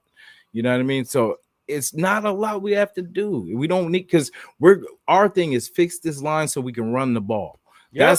That's the number one thing, because that's why we couldn't do anything last year. We could not run to save our damn lives. So if we fix this line, run this damn ball, we don't have to we can plug anybody in. I mean, sorry, I'm not gonna say anybody, but we could plug somebody in that knows what they're doing, and just do your thing on third downs when we need you, and let's keep running it down their throat. You know what I mean? That's what we got to get back to. Running that damn that's ball. what Chris Four Raiders is saying, is we need some of that nastiness back on the line. Yeah. But yeah, no, and that's that. Oh, and Kenna, that's we did the scores on Wild Wild West. Richie did his. I basically picked. I said that the Eagles, and again, this is still going to be my hot take. I'm going to stick to it, and you guys can kill me if you want, but I believe the Eagles are going to completely destroy the Chiefs. It's not even going to be close. So. If it's called fairly, it'll be 37-25 final score, but it won't feel that close, because what'll happen is Saquon will just explode. Like one of two things is going to happen. They're either going to do what they should do, what the Chiefs should do defensively. They should let Saquon just get his little 10-yarders here and there and not let him break free, right? But see, at which point, what's going to happen is that's the problem. If they do that, if they just play him safe, like they're going to play safe, because you saw like in that one play with the Commanders, if that safety didn't fuck around, like Saquon, if he just played it like normal, conservative, he could have tried to trick from Saquon, but he tried to fuck around, and he found out, all Saquon does is a little Madden move, and it's over. He's gone, right? So Saquon Barkley, it's on his birthday. People are forgetting. It's Saquon's birthday. It's Cooper DeJean's birthday. Both those guys are they're going to ball out on their birthdays, all right? So I'm not even worried about Travis Kelce. I would not be surprised if they say to Cooper DeJean, you're shadowing Kelce the whole time. Just stay on Kelce, right? And let everyone else have to play. Quinyon Mitchell, what we just found out already this year, ladies and gentlemen, is that is a shutdown corner. Jason, do you agree that Quinyon Mitchell? I didn't think he'd be that good, bro. But Quinyon Mitchell is a shutdown corner. If you put him on whoever it is, I mean, he shuts down a side. So it doesn't matter. If Hopkins is on that side, he's going to get shut down. If Hollywood Brown or Xavier Worthy's on that side, he's going to get shut down. You put Cooper DeJean then as shadowing Travis Kelce the whole time. Now you're asking Mahomes to have to play hard. And are you honestly not going to believe in Jalen Carter, Nolan Smith, Jordan Davis? I heard like Graham's coming back for this kid, dude. They're going to destroy the Chiefs. I hope that's somebody that they're not talking about is Graham coming back. And he gonna be on Kelce.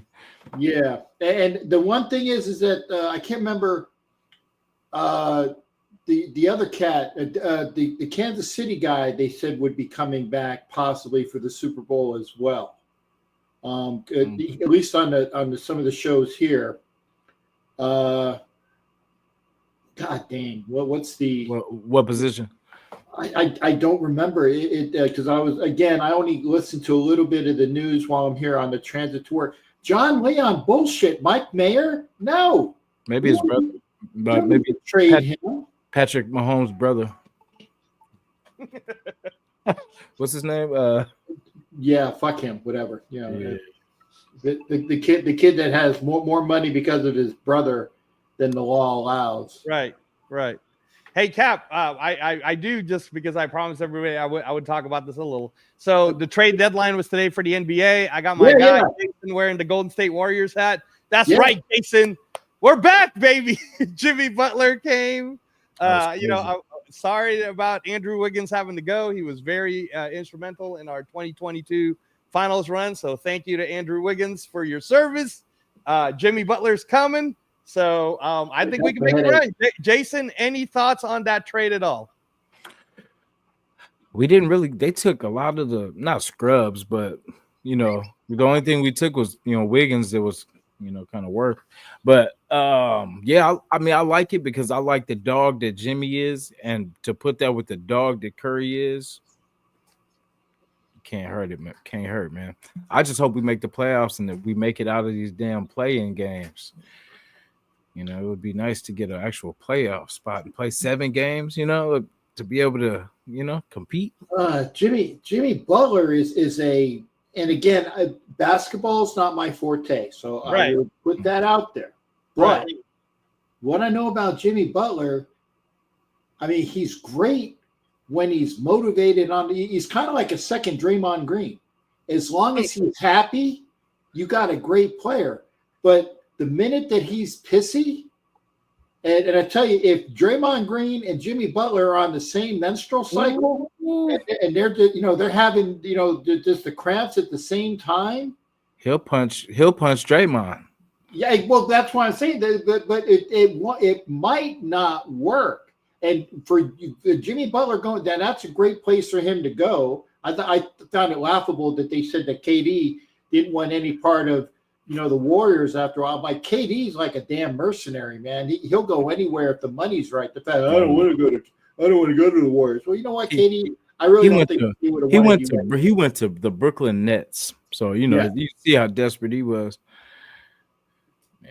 Yeah, I tell you. But Jimmy Butler, I like the pickup, but I also think that is a headache and a cancer waiting to happen. Is it just for the rest of the year? Or are you guys planning to pick him up on a contract afterwards?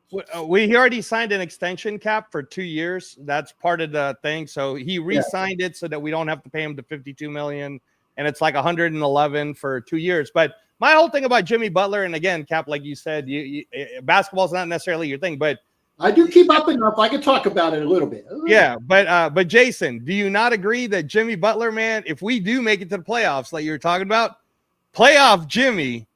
Bro, playoff Jimmy's crazy. He's like Jordan. Yeah, and what I like about him, he's not gonna just settle for the three. That's what the Warriors have been doing, like because you live or die by the three. Yeah, when they're hitting, cool, but then we struggle when we're not on. We don't know how to just get a bucket. We just keep shooting threes, and then we just the gap gets further and further. But I like Jimmy will get it anyway. He'll get it. He'll just what I mean. He'll just get buckets. So it's like that'll allow Curry to kind of do his thing and not have to do so much. Just let him hit, let him get his spots, and whoop. If Jimmy gets doubled, pop out. We still need a good big guy though. Too bad we couldn't. I don't know I haven't checked my phone, so I'm sure I heard they were trying to get Valanciunas to come too. Jonas. I don't know if we were able to get that. But also there's the Sacktown trade. So I know there's Jack Hanna said yes. I know Jack. Sacramento Kings got their trade. I think the Spurs ended up getting De'Aaron Fox, right? Yeah, that's the guy that I think is going to be, for what I know. And again, I can talk a little bit. Kuzma trading was a big thing, but I tell you, I think the guy that got hosed was it the kid that came over from the Mavs to the Lakers? Oh, Doncic. Doncic. Yeah, I tell you, he lost $100 million because he can't do a supermax with the Lakers, and he might not be saying it, but I'm sure he's probably pissed that he's not going to be able to max out until I think now. I guess with the NBA contracts, he won't be able to get that until LeBron leaves. Am I right there?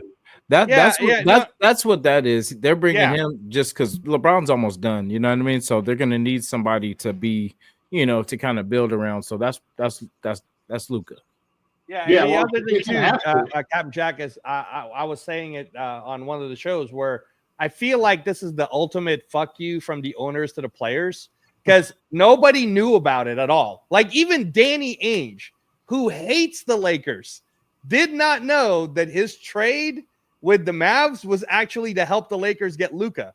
And by the time he found out, it was 30 minutes before the trade was going to happen, so he couldn't pull out of it anymore, and the trade got executed. So even Danny Ainge, who's a front office guy, he got fooled. And I honestly believe that it was like, you know what? The players can't control us, so Luka, you can go. We don't care. Because you can't even make that trade in the video game, Jason, like the NBA 2K. No, it would block it. You said not enough. It's not enough. No, what is Ainge's role in this? Because I'm out of it. I thought the last time I heard from Danny Ainge, he was the GM in Boston. No. He's the GM at Utah, but it was a 3-team trade, and in order for the Mavericks to get that to happen, they needed Utah to like free up like some kind of room or some shit like that, and then that's how AD went to the Mavericks. So remember that in the NBA, everything has to somehow be fit under the cap, right? Yeah. So that's how. But he didn't know that it was going to be that. He didn't know he was a part of a whole 3-team, thing like that. And again too, I also believe that all of these crazy trades are happening during Super Bowl week. Because we all know that the NFL has been king in the United States for so long that they, when you want to create a buzz, it's like now in Super Bowl week, everybody was talking about Luka Doncic and all these trades that are going to happen. And now it made the Jimmy Butler trade kind of matter. It made the De'Aaron Fox trade kind of matter. But Luka kind of got it started where everybody started paying attention to the trades. Otherwise, nobody would have started paying attention to that anyways. Okay.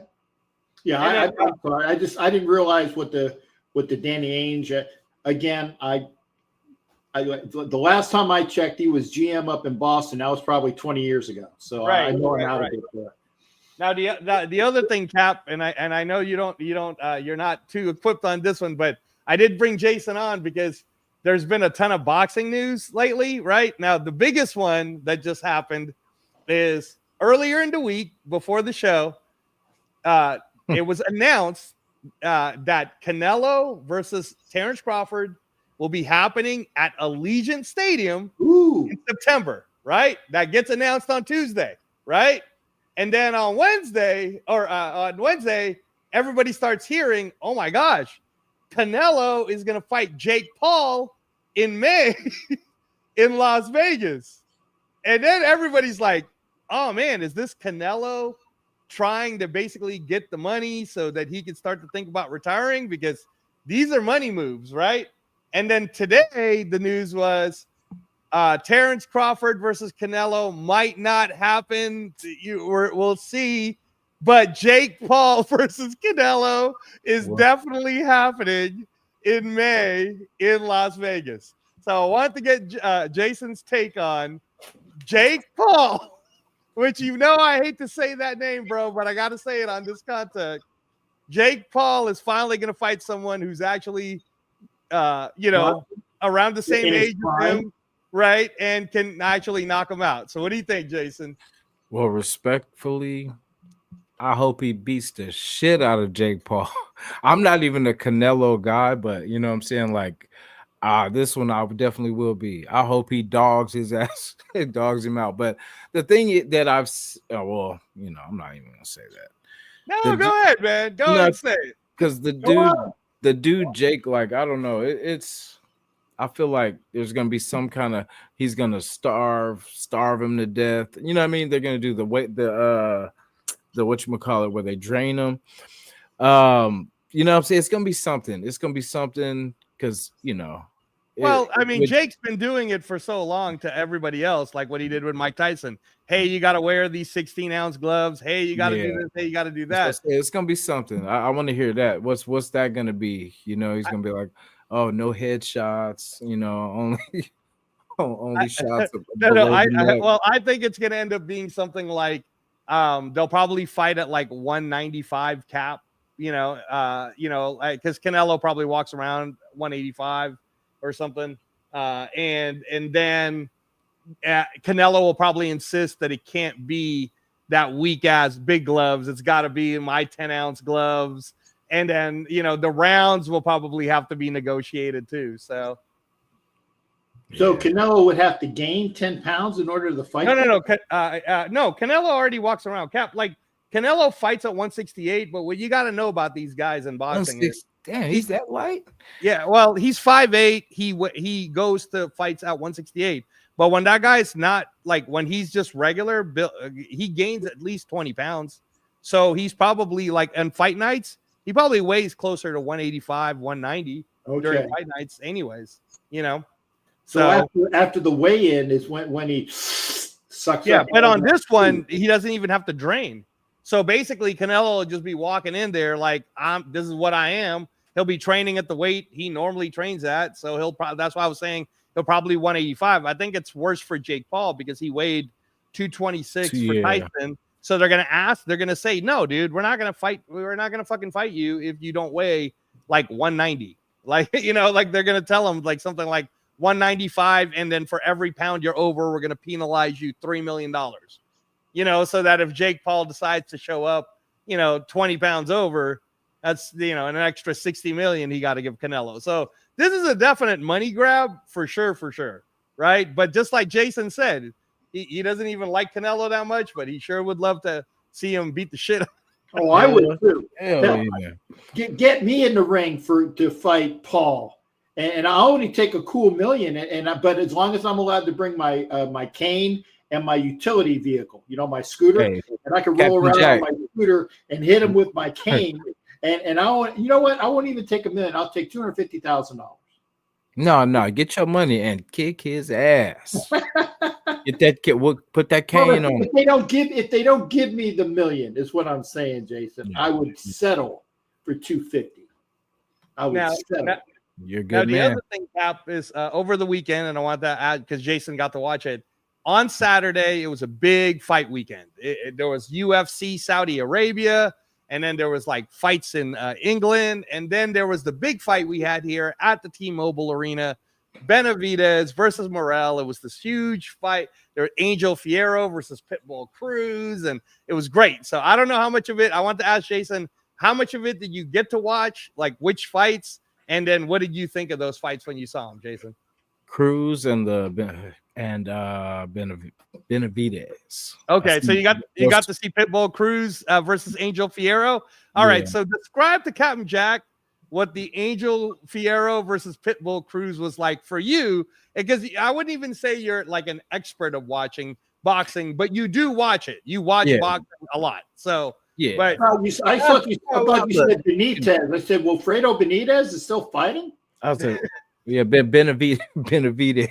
yeah. No, that was the main event. Is Benavidez. Yeah, I was like, I knew I was gonna butcher that too. I was like, Yeah, because I know Wilfredo Benitez from back in the 70s. I'm like, the dude is still fighting. God bless him. Yeah. Well, and then he's Benavidez. I got it right, Angelo? Was Wilfredo Benitez, right? Yes, you did. You did get the Wilfredo so I got his Benitez autograph. correct. I got his autograph. Yeah, honestly, these I was, I think did you tell me? Somebody told me. I think you probably sent a text out. I was gonna say because someone told me, and that's how I tuned in. But I was more kind of looking forward to like the what you call it. I don't know if we talked about that. The Rolly and Rolly Garcia fight that's gonna come up. Yes, because that's the one I'm really looking forward to. Okay, that's so. I like. Tell me about Fierro Cruz. Like, tell me what you thought of that, so Cap could kind of get an understanding from someone who just tuned it in. And then Cruz lost. Well, Pitbull Cruz won that fight. Remember, Fierro lost.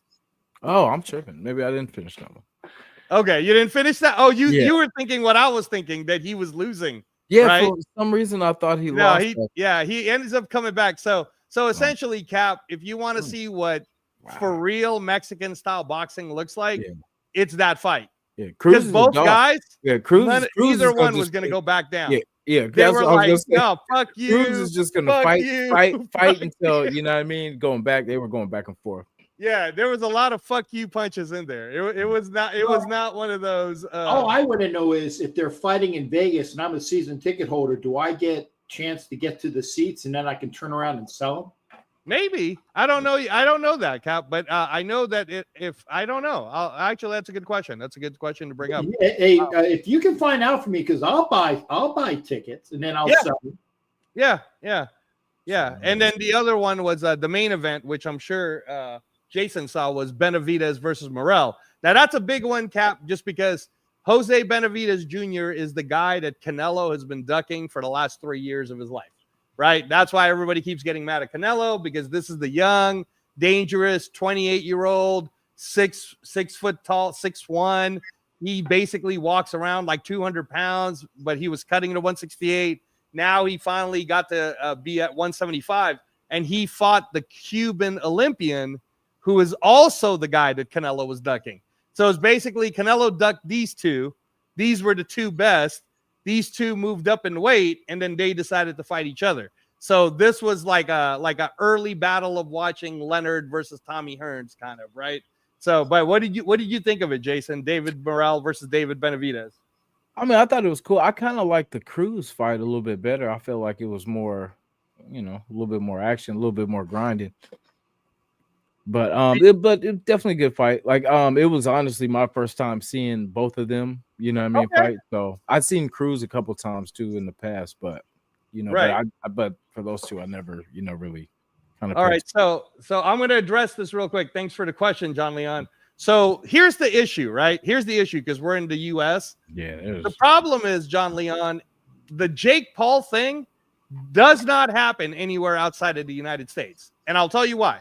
Number one, because there's an actual thing called a boxing commission that handles an entire region like Europe or Asia. So there's a guy in charge that says, hell no. Like the Mike Tyson fight versus Jake Paul, there's no commission outside of the US. In fact, there wasn't even a commission like outside of Texas that was allowing it. It was only Texas's corrupt ass that let it happen, right? But anyways, boxing, not only is it not a circus, John Leon, but I keep asking people to get on board. I know I bother Jason about it all the time, but I keep telling everyone, Jason, 2 years or about a year and a half ago, did I not tell you that boxing is about to become like a #1 sport in America within 3 to 5 years, right? You did. It's coming back. Yes. And now if you own DAZN, because DAZN subscriptions are cheaper than Amazon Prime, right? You can watch all global boxing, and all global boxing is crazy amazing, John Leon. It would remind you of the 80s, like watching the boxing of the 80s. When I was coming up, when boxing was real, baby. And Cap, it's that good. Like, Okay. unfortunately, they're not American because our American boxers, especially the bigger guys, have been sucking the last couple of years, right? No, they have to all improve. the best fighters in the world.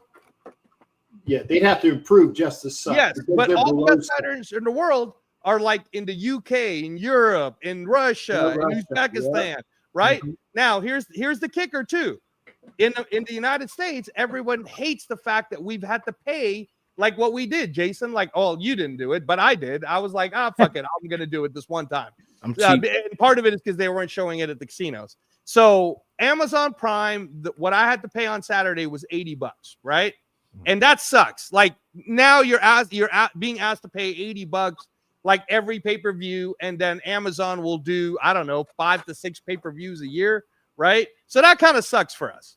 But the Zone does it totally for free. In fact, let me say this too, John Leon.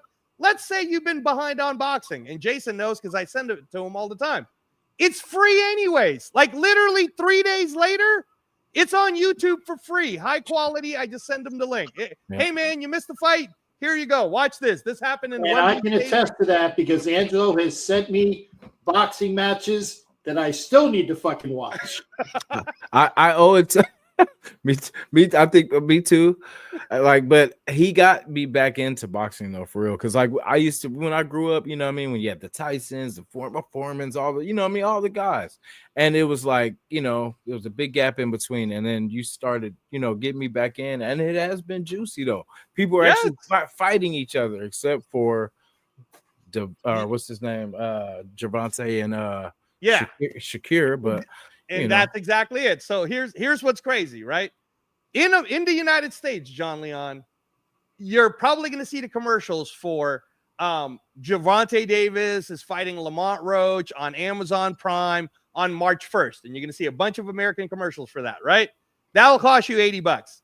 Or for no subscription at all, Jason, you don't even have to subscribe to DAZN for this one. On February 22nd, they are doing the Super Bowl of boxing, which is going to be 7 world title fights. 7 world championship fights of the best fighting the best. Every fight is 50-50.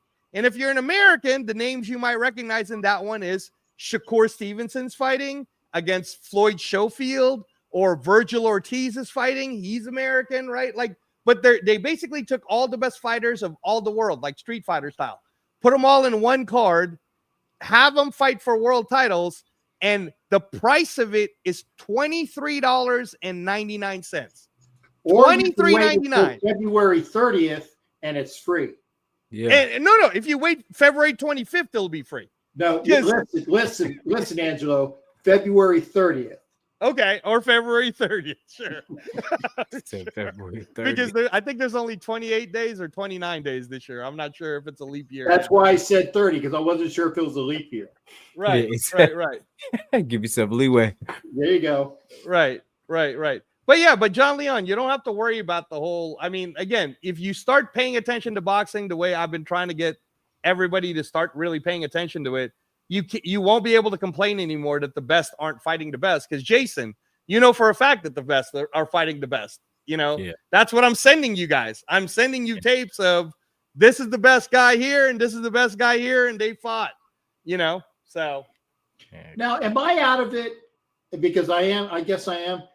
Wasn't Canelo like the hot topic like around 10 years ago? Because I vaguely remember when I was down in Guantanamo, like around 2012, 2013, that we would watch a Canelo fight. Triple G. Him and Triple G. Canelo, Triple G. And that was about 10 years. And I'm like, okay, that was 2012. So it's over 10 years. It's been about 13 years ago. And I'm like, I remember Canelo.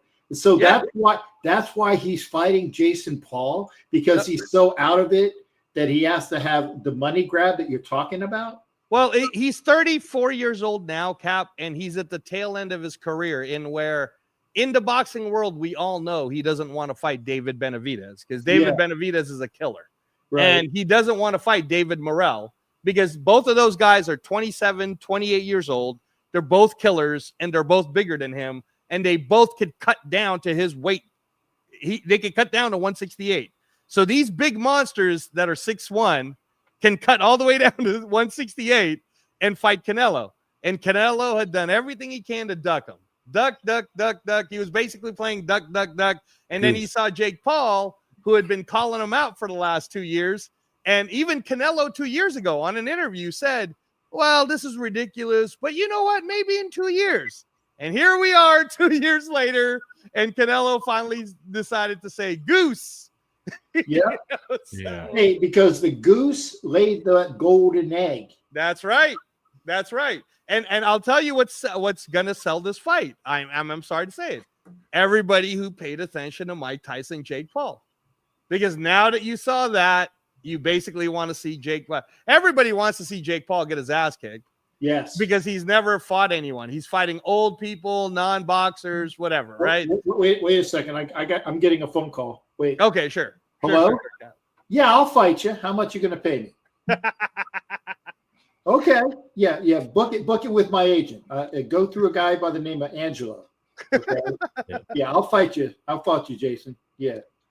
Fuck you, Jake. Fuck you, Jake. Yeah. All right. Thanks again, brother. Bye-bye. Hey, if you need the guy to put your stool down in the corner, I got you. That's hey, Jason, you're gonna get 10% for that, bro. Yeah, I got you. You know, so but that's essentially it. Canelo is a hot name in the US, and again, this is why we just need to continue to educate everyone. Like tonight, Cap, while we were on the show, I was watching boxing. It was on ESPN Plus, and it's and one of the guys that's in it is the 2-time gold medalist heavyweight. He's 6'7", 250 pounds, and he's probably going to be the next Vladimir Klitschko. But nobody in America is going to know about him unless you're a boxing guy. But this guy is amazing, and he's worth, at least for me, I like boxing, so it's worth my time, right? I'm going out to Vegas when Angelo says that he has a hookup. Okay? Yeah, no, I'll let you know, Cap. If Angelo has a hookup, yeah, okay, I will, because you know why? Because I will go with somebody that actually knows about boxing, and I can enjoy it better with somebody that knows all the ins and outs, because I have my own private guru right there, and I will enjoy the hell out of that. But let me know. No, of course, Cap. No, I'll tell Jason too. Hey, man, having Ahmad Rashad right there. Yeah. No, but I wanted to respond to this. John Leon, that's the thing that's the narrative that they're pushing to you right now in the US, because you don't know, because you just trust me, man. Either find me on Facebook, all right, and I will send you the last month's worth of fight for free. And you tell me if you didn't think that was as good as the early 80s and late 80s and early 90s, because they're all every bit as good as the late 80s and early 90s. It's just if you don't know, then you don't know. The difference is, dude, and again, I am showing my age. ABC used to show Hagler Hearns and Leonard. Leonard was every 3 months on Wide World of Sports was a Leonard fight. Right. You would see it free on ABC, man, on Wide World of Sports. Jim McKay would be there. And then they bring in Muhammad Ali for color commentary, and may he rest in peace. But while he could still enunciate, because I don't think he had gotten to the Parkinson's as bad then, but he would be like a color, and it was fantastic, and watching that stuff. But you don't get that nowadays. Well, Cap, that's the thing. That's what I'm trying to tell you, though, Cap, is you do get that now. It's just that, again, because we're no longer in a free TV age, we're in a streaming age. Yeah. All these fights are on YouTube, 100% for free for everyone to watch. Ask Jason. I send him a weekly. Hey, this fight's gonna happen.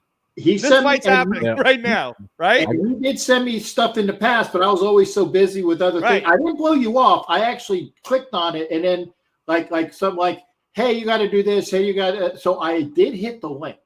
I just had never finished. Right. The 2 times that you sent me. I'll send you some of the more even recent ones, because what I'm trying to do is I'll send you guys like the little 3-minute clips so you can just see the highlights of it, so that you can understand that it is like that now. Okay. And if you're subscribed to the Zone, which I'm subscribed to the Zone, it's only $13 a month, right? But I literally get to watch it live boxing. If it's happening in England, if it's happening in Japan, if it's happening in Africa, if it doesn't matter, because all the best fighters, like, you get to really watch it from a global sense. So I get that the big prize always is America's the biggest market. We all know this, that America's the biggest market. But until we get someone to get behind, it's hard to sell that on regular free TV. At one point, you might remember a name of a heavyweight by the name of Deontay Wilder. Do you remember Deontay Wilder, Jason? Oh, yeah. Right? Do you remember Deontay Wilder at all, Cap? You don't remember the big black guy, 6'6" from Alabama, who was knocking everyone out? He was the next Mike Tyson, basically. Hey, I kind of lost a lot of the knowledge when Teofilo Stevenson. I know I threw that one out there. Yeah, no, that's great. That's great. Very good, Cap. And he won like 4 or 5 gold medals because he was a professional down in Cuba. And then he was the greatest Cuban amateur ever. So again, I mean, when you had guys like Jerry Cooney, the Great White Hope, and that was I saw that, was it the Cooney Holmes or Cooney Tyson fight? Where it was probably Cooney Tyson. And they were just all caught. I remember watching that. We had to go to the Navy Club, and it was on pay-per-view. We went to the club on base and watched Cooney get his ass kicked. And then did Cooney hit the shot like the shot, the NAD shot? He hit somebody. Cooney hit what was it, Tyson in the NADs or Holmes in the NADs? One of those. Right. One of those guys. It was the so Cap. You're talking about Galata versus Holyfield getting hit in the balls. And no, I swear it was a fight. And it might have been Cooney. That might have been Cooney versus Larry Holmes. Maybe. Okay, yeah, Cooney Holmes. I know it was a Cooney fight. Yeah. How you doing there, Rafa? Hey, Rafa, real quick, just say that we have about 5 minutes because we got to end it at less than a 2-hour mark. And then shout out to Rick Samarano. Hopefully everything's going okay over there in Hawaii, brother. Rick. Prayers and good thoughts to you. And Rick is a big boxing fan himself. I send him stuff. But I just want to say again that Deontay Wilder, who was going to be our great American hope to get everyone involved, got his ass beat by a guy named Tyson Fury twice in front of everyone. So, and the last time Deontay Wilder fought was in May. And he got knocked the hell out by the China guy, Zhilei Zhang. So, that's why, Cap. That's the reason why we don't have it on American TV like ABC, because why we can't have nice things. Right. Yeah. That's funny. But go ahead, Raf. Go ahead and talk about your stuff. Yeah, I just wanted to say salute to everybody else. Angelo, Captain Jack, Jason. I mean, for this moment right now, I think that all over those times, the boxing is evolving, but I don't know what's the deal about some influencers like Jake Paul, Logan Paul. I mean, the boxing, it's gonna be like a downgrade because there's one thing that I just wanted to quote one of my friends, which is also a boxing fan. He also a New York Giants fan. Salute to Lou. But I really understand that boxing has all the glory in the 80s and the 90s, but also you guys remember between Evander Holyfield versus Mike Tyson, which is unbelievable. Oscar de la Hoya. Also, there was a Venezuelan boxing called Jorge Linares, which is the Golden Boy. I mean, this one is really interesting to see how boxing is getting involved during for the 2010, but during for the 2020, there's a lot of prospects going to the hope when there was an international boxers going out to the gold. And that I remember that I was a kid with my dad and my grandfather. We used to to watch all those boxings on HBO, which is insane because I remember watching like every Saturday night. I was watching the whole boxing on HBO and all around for the pay-per-view because we have like a little bit of money to afford cable, but also to pay pay-per-view. I mean, that's the kind of like the stuff that we just get enough for that. But I believe that during for those days, I mean, actually the boxing, it seems like they have like that sign up because after we just lost some of the prospects, after we just lost some of the legends, I mean, there's no way down that boxing is can like die because we remember like the golden days, like the 80s and 90s and 2000 and also the 70s. So, But- Ralph, real quick, just so Yeah. that you know, and again, I know you're a big UFC guy. Yes, Again, it is. this is the problem, which is why everybody keeps even asking me to get my channel going. Is Ralph, if you actually watched boxing the same way you watch UFC for the Yes, last 2 years, boxing has been better than it's ever been. The only problem is none of the American fighters are the best fighters in the world. The Yeah, best fighters that's- in the world are in the UK, Russia, Uzbekistan, Japan, China. That's why you have to have the zone, DAZN, for $13 a month. Or you can follow Reyes Boxing on Instagram, and I'll be happy to just give you the YouTubes for free. But let me ask you this question, Raph, and I'll let you keep going. Yes. Yes, it is. You're gonna watch the pay-per-view UFC 312 this week, right? How Yes, much it is is. that pay-per-view gonna cost? Oh, depends for like the cost because right now it depends like the cost team, which is like 50, 60 to pay like the pay-per-view. Because I Right. really understand that Right. we're So treating I'll like- tell you right now, Raph. I looked at it on ESPN Plus. I have to pay, which I'm not going to because it's free at the casino. But Okay. if you had to pay for UFC 312, which is a good fight, it's a really good fight to watch, guys. You should watch Yeah, it. it's a very Sean good- Strickland it's versus Dricus Duplessis and Gile Zhang or Zhang Weili versus Yao Ming is fighting. but listen, but UFC 312, it's a good fight, but it's going to cost you $80, right? There it is again. Yeah, There's the that's a tag cost of like price a again, $10. Jason. I couldn't $80, and no one wants to pay $80. all I'm right? waiting. I'm Nope. waiting for you, Angelo. I'm waiting. Yeah, exactly. Now check this out, Ralph. Yes. There are 7 world title fights. You don't even have to be subscribed to the zone. You just got to pay the pay-per-view fee. On February 22nd, my friend, I will send you the info for it. February 22nd, that's the Super Bowl of boxing. 7 world title fights. $23. That's what it will cost you. $23. Wow. So, like I said, man, go ahead for the final minute, Ralph. Yeah, I just wanted to do it about it. And I just wanted to tell you that I know this is going to be like the last minute. So shout out to everybody else. Shout out to my brother Angelo, Captain Jack, Jason. I know that my YouTube channel is going to like 1K subscribers. So subscribe to my channel, follow to my social media. And of course, I just wanted to say one last thing. Don't be surprised if Dricus Duplessis is going after Sean Strickland. It's going to be like around number 2. All right. Okay. I smell it. But some I'm gonna people remember are it, just Ralph. Maybe Ralph, I'll go on your show and we can talk about it.